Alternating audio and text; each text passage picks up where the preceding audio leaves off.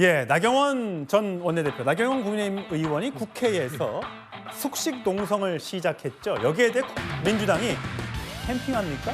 라고 지금 비판을 쏟아내고 있습니다. 먼저 나경원 의원의 오늘 기자회견 목소리 들어보시죠.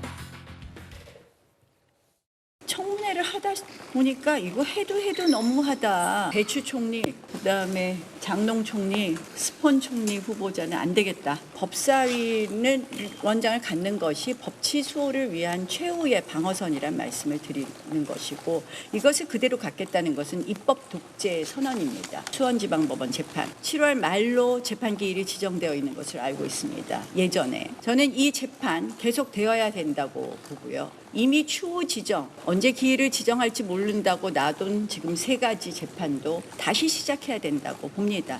다시 한번 좀 촉구합니다. 법사위원장 빨리 돌려주십시오. 한마디로 법사위원장 자리를 돌려놓고 대통령 방탄 국회는 포기하겠다, 이렇게 선언할 것을 촉구합니다. 예, 김직준 대변인, 결국 이재명 대통령 재판 계속 받기를 바란다. 그리고 법사위원장 옛날에 야당 거였으니까 좀 돌려달라. 그리고 청문회 김민석 총리 후보자 지명 철회해라. 이 얘기를 지금 하고 있는 것 같은데 국민들은 저 내용을 어떻게 받아들일 것 같아요? 글쎄, 지금 저 말씀에 동의하시는 국민들 얼마나 되실까 잘 모르겠습니다. 일단 지금 상임위원장 것만 놓고 보더라도 돌려달라라고 말씀하시는데 저희가 언제 뺏어왔습니까? 지금 법사위원장, 예결위원장 등 해서 4개의 상임위원장, 저희 민주당 몫으로 가지고 있었던 것을 저희 민주당 몫으로 다시 가지고 온 것뿐입니다. 이것이 저희가 뺏어온 것도 아니기 때문에 뭐 돌려드려야 달라 이런 말씀에 대해서 동의하기 어렵다는 말씀 드리고, 김민석 후보자 인사청문회 이틀 동안 정말 많이 성실하게 답변했습니다.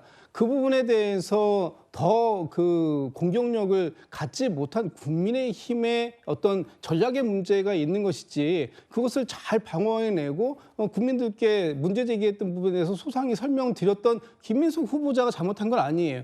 마지막에 인사청문회에서 많은 시간을 남겨놓고선도 국민의힘 의원들이 인사청문회장을 이탈함으로써 결국은 인사청문회가 파행으로 마무리된 거 아닙니까?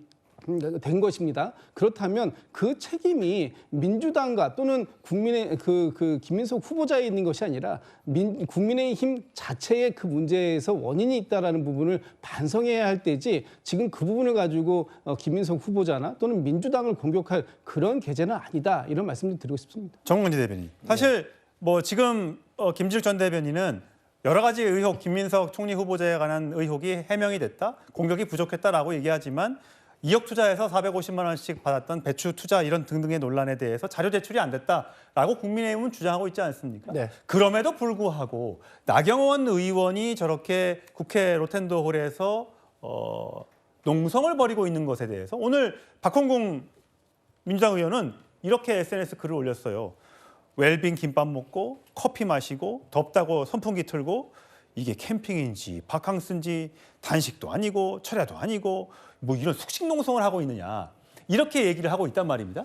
그럼에도 불구하고 사실 많은 국민들이 뭔가 결기가 느껴지고, 아 정말 국민의힘이 절박하구나, 우리가 좀 국민의힘을 좀 도와줘야겠다, 이런 생각이 들게끔 해야 되는데 국민의힘은 어떠세요, 보면? 저는 박홍근 의원이 오늘 표한 메시지는 이재명 대통령이 협치하겠다고 하는 거 아닙니까? 그 협치의 대상은 당연히 이 제1야당인 국민의힘을 향한 것일 겁니다. 근데 협치의 대상인 국민의힘 소속 의원을 두고 이렇게 정치적 조롱거리로 만드는 것이 과연 민주당이 협치의 의지가 있는 것이냐, 이런 문제를 제기하지 않을 수가 없고요. 우리가 갖고 있는 결기라는 것은 사실 지금 원내 의석수를 놓고 본다면 민주당이 본회의 열어서 김민석 총리 후보자에 대해서 단독 임명한다고 하더라도 막을 수 있는 방법은 없습니다. 예. 아까 최소영 평론가 말씀하신 것처럼 우리가 갖고 있는 것은 결국에는 여론에 적극적으로 김민석 후보자가 왜 총리 후보자로서 부적격자인지를 호소드리는 수밖에 없는 겁니다. 이번 인사청문회 이틀 동안 진행되는 기간 동안 국민들께서 갖고 있었던 의혹 정말 해소됐습니까? 김민석 후보자의 수상한 돈 거래, 또 더군다나 뭐 아까 말씀하신 2억 원 투자해서 월 450만 원, 연간 수익률로 환산하면 27%에 달하는 배추 투자 이런 것만 남았잖아요. 예. 그런데도 불구하고 이틀만 지나면 이건 불과 요식행위에 불과하기 때문에 결국에는 민주당과 대통령실의 뜻대로 김민석 총리 후보자는 총리로 임명할 것이다라고 얘기한다면 우리 당으로서는 할 수 있는 게 정말 적을 수밖에 없는 제한적인 상황인데 저는 나경원 의원이 최소한의 결기를 보여주고 있다고 생각합니다. 예. 이게 무슨 단식 투쟁이나 장애 투쟁이나 이런 거로 갈 단계는 아직 아니라고 판단하고 있는 거죠. 예. 근데 아까 말씀드렸다시피 여론인데 여론은 보면 김민석 후보자의 국무총리 적합도가 적합하다 43, 부적합하다 31, 모른 무응답이 25%예요. 이러니까 민주당에서는 봐봐라 여론이 이렇지 않느냐. 그러니까 우리가 지명을 해도 된다. 표결을 해도 된다라고 지금 생각을 하고 있는 것 같아요. 민주당 오늘 대변인 논평은 여기에 대해서 이렇게 얘기를 하더군요. 들어보시죠.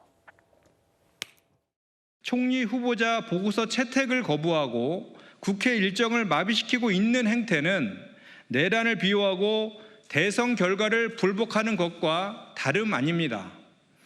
여전히 내란의 당에서 벗어나지 못한 한 국민의 힘이 설 자리는 점점 더 협소해질 것입니다. 민주당은 이번 임시국회 내에 김민석 총리 인준과 추경안을 한치의 지체 없이 처리할 것입니다. 성춘 부장, 예. 김민석 후보자에 대한 인준을 거부한다거나 이런 것들이 대선 불복이에요. 참 과거에 민주당도 이제 윤석열 정부 시절에 뭔가 하면 국민의힘에서 대선 불복이다. 이 대선 불복을 입에 달고 살았던 것 같은데 이게 대선 불복이 맞아요? 근데 최소한 국무총리 첫 번째 국무총리 후보자 정도는 협치를 위해서 통과시켜줘야 되는 거 아니냐는 걸 주장을 하는 겁니다. 저희는 왜냐면은 그 당시 말씀하신 윤석열 정부 때도 한덕수 총리 그 당시에 이제 여론을 보면은 그 당시에도 적합도가 높게 나왔습니다. 하지만 부적합도도 만만치 않게 나왔었거든요. 그럼에도 불구하고 민주당은 첫 번째 국무총리 지명자니까 그리고 협치를 하는 뜻에서 당론으로서 찬성을 결국 채택해줬어요. 그 당시에도 한덕수 후보자는 뭐 김앤장 내역이라든지 외국 기업의 월세 받은 내역이라든지 이런 것들 성실하게 제출하지 않았거든요. 비슷한 상황이었음에도 불구하고 그 당시 여당이었던 국민의힘 의석이 제 기억에 한 113석 정도로 기억하는데 그럼에도 불구하고 찬성 의결 인준표가 208표나 나왔습니다. 그 정도로 민주당 의원이 상당히 많이 참여해주면서 결국 한덕수 국무총리 통과를 함께 해줬다는 것이죠. 저는 비판할 건 하면서도 또 검증할 건 하면서도 그래도 그런 부분에 있어서 야당으로서 협조를 해줬다는 것이죠. 그렇기 때문에 지금 야당의 입장에서 협조는커녕 저렇게 농성을 하고 있는 모습에 대해서는 사실상에 불복하는 거 아니냐라는 비판을 할 수밖에 없는 겁니다. 예. 내일 당장 김민석 후보자에 대한 임명 표결을 국회에서 강행할 것 같지는 않습니다. 우원식 의장이 추경과 함께 통과를 한다고 했으니까요. 그 사이에 여야 간의 합의가 있기를 국민들은 기대할 것 같습니다. 어떤 식으로든 좋은 결말을 내야겠죠.